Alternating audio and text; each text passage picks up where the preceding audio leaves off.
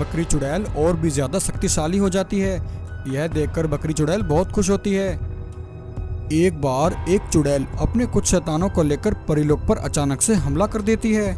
चुड़ैल को आता देख सभी परियां घबरा जाती हैं। जादुई परियां चुड़ैल और शैतानों पर हमला करती हैं, परंतु उनकी शक्तियों का चुड़ैल पर कोई असर नहीं होता। तभी चुड़ैल कहती है, शैतानों, हमें सिर्फ इस जादुई परी की जरूरत है। इसे छोड़कर बाकी सभी परियों को मार दो।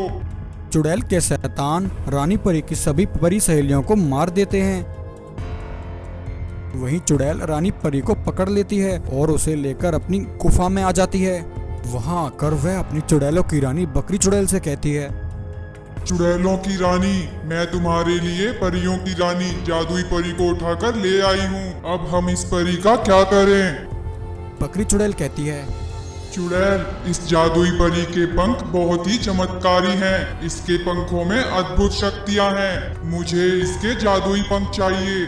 इसके जादुई पंखों की शक्तियों से मेरी शक्तियां दुगनी हो जाएंगी। फिर हम नागलोक पर हमला करेंगे। मुझे उस नागराज और नागिन से अपना बदला लेना है।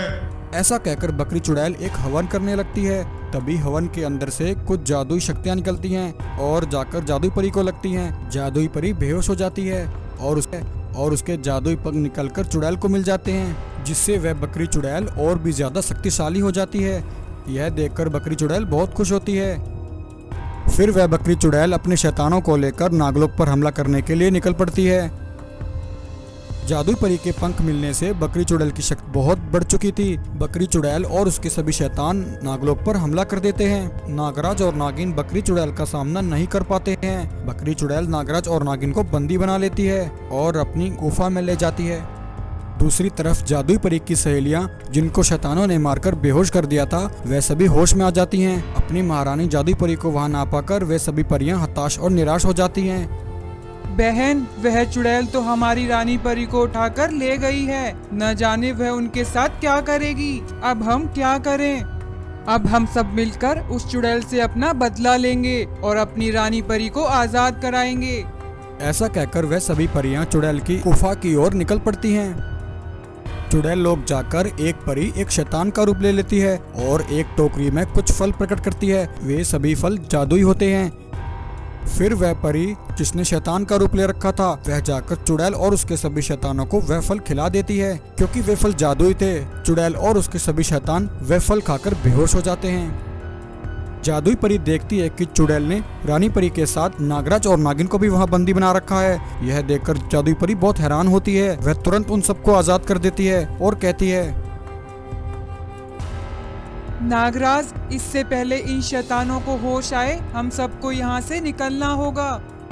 तभी इतने में बकरी चुड़ैल वहां आ जाती है। बकरी चुड़ैल देखती है कि उसके सभी शैतान बेहोश होकर जमीन पर पड़े हैं और वहीं नागराज, नागिन और जादुई परी वह सब आजाद हो गए हैं। यह देखकर बकरी चुड़ैल भी हैरान होती है। वह सभी वहां से इसलिए बकरी चुड़ैल उन सब पर अपनी शक्तियों से हमला करती है। बदले में नागराज, नागिन और जादुई परी तीनों मिलकर एक साथ बकरी चुड़ैल पर हमला करते हैं। फिर क्या था, एक साथ नागराज, नागिन और जादुई परी की ताकत का सामना बकरी चुड़ैल नहीं कर पाती है। नागराज और नागिन अपनी शक्तियों से चुड़ैल को वहीं भस्म कर देते हैं। बकरी चुड़ैल के मरते ही उसके सभी शैतान भी वहीं जलकर भस्म हो जाते हैं।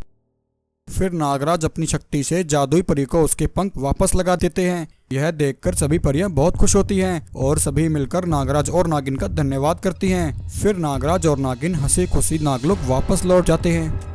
नागिन, तू मेरी कैद में है। अब तू मेरा कुछ नहीं कर सकती। अब तू देख मैं कैसे नागलोक पर कब्जा करती हूँ।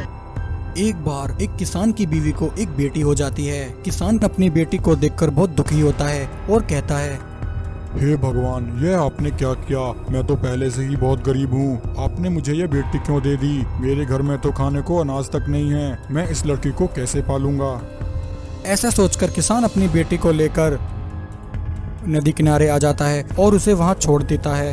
वहीं एक इच्छाधारी नागिन किसान को ऐसा करते हुए देख लेती है। नागिन किसान के पास आती है और कहती है, अरे किसान, यह तुम क्या कर रहे हो? तुम अपनी मासूम बच्ची को यहाँ क्यों छोड़कर जा रहे हो? क्या तुम्हें इस बच्ची पर दया नहीं आती? नागिन माता, मैं बहुत गरीब हूँ, मेरे घर में खाने को अनाज तक नहीं है। भला ऐसी हालत में मैं इस लड़की को कैसे पालूं? इसलिए मैं अपनी बच्ची को यहाँ छोड़कर जा रहा हूँ। नागिन माता, मुझे माफ करना, मैं इसे नहीं रख सकता। यह कहकर किसान अपनी बच्ची को वहीं छोड़कर चला जाता है। उस नन्ही मासूम बच्ची को देखकर नागिन को उस पर दया आ जाती है। वह उसे गोद में उठा लेती है और कहती है, ये इंसान कितने स्वार्थी होते हैं, अपने बच्चों को भी नहीं पाल सकते। बेटी तुम चिंता मत करो, तुम अनाथ नहीं हो। आज से मैं तुम्हारी माँ हूँ और अब से तुम मेरे पास रहोगी।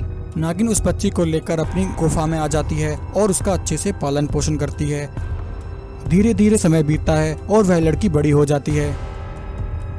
वहीं एक दिन चुड़ैल और उसके कुछ शैतान अचानक से गांव में आ जाते हैं। वहां आकर एक चुड़ैल कहती है, किसी को मत छोड़ना, सबको पकड़ लो। हमें ज्यादा से ज्यादा इंसानों की जरूरत है। हम इन सबको अपना गुलाम बनाएंगे और इनसे अपनी सेवा करवाएंगे। चुड़ैल के शैतान गांव वालों को घसीट घसीट कर चुड़ैल के पास लाते हैं। वहीं इच्छाधारी नागिन उस दिन अपनी बेटी को लेकर गांव में ही घूम रही होती है। तभी नागिन देखती है कि चुड़ैल ने गांव पर हमला कर दिया है। यह चुड़ैल गांव वालों को पकड़कर कहाँ ले जा रही है? मुझे इन्हें रोकना होगा। बेटा तुम यहीं रुकना, कहीं मत जाना, मैं अभी आती हूँ। नागिन गांव वालों को बचाने के लिए चुड़ैल के पास आती है। चुड़ैल छोड़ दे इन गांव वालों को, इन्होंने तेरा क्या बिगाड़ा है? नागिन को वहां देखकर चुड़ैल कहती है, नागिन, अच्छा हुआ तू मुझे यहीं मिल गई। इन गांव वालों के साथ तुझे भी पकड़ लेती हूँ। इतना कहकर चुड़ैल अपनी शक्ति से नागिन को वहीं कैद कर लेती है।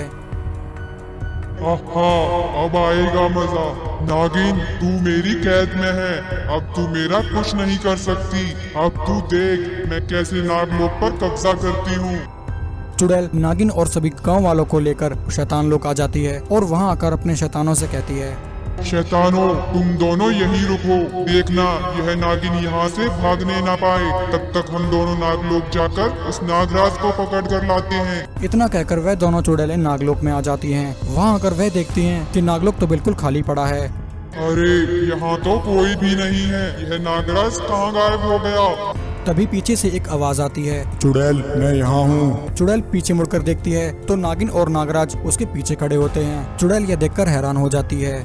चुड़ैल, मुझे तेरे यहाँ आने का पहले ही पता था। दरअसल हुआ कुछ यूँ था कि जब चुड़ैल नागिन और गांव वालों को बंदी बना रही थी, तब नागिन की बेटी यह सब देख रही थी। नागिन की बेटी फौरन साधु बाबा के पास गई और उन्हें सारी बात बताई। तब साधु बाबा बिना टाइम गवाए नागराज के पास पहुंचे और वहां जाकर उन्होंने नागराज को सारा हाल समझाया कि चुड़ैल और उसके शैतानों ने नागिन और गांव वालों को कैद कर लिया है और वह अब नागलोक पर हमला करने वाले हैं। जब चुड़ैल शैतान लोक से निकली तब पीछे से नागराज ने उन दोनों शैतानों को मार डाला। सभी गांव वालों को और नागिन को आजाद करा लिया था। इससे पहले कि वह चुड़ैलें कुछ करती, नागिन और नागराज दोनों अपनी शक्तियों से उन दोनों चुड़ैलों को वही चलाकर भस्म कर देते हैं।